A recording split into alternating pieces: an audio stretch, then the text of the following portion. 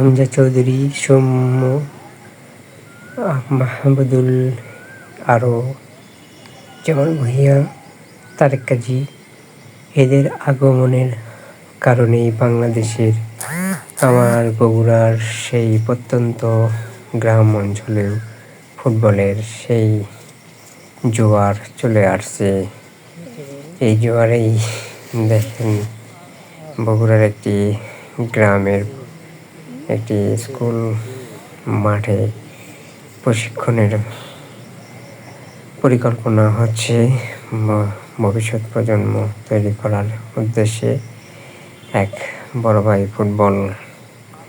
ভালো football player Sajidul ইসলাম ভাই, তিনি অনেক দূর খেলতেন, ঢাকায় অনেক খেলাধুলো করছেন। তিনি প্রত্যন্ত গ্রাম অঞ্চলে তার গ্রামে ফুটবলকে উন্নতিকরণের উদ্দেশ্যে নতুন প্লেয়ারদের পরামর্শকালে আমি ভিডিও ধারণ করি।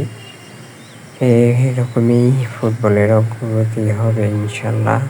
ফুটবল বাংলাদেশ অনেক দূর এগিয়ে যাবে ইনশাল্লাহ। ভালো থাকবেন।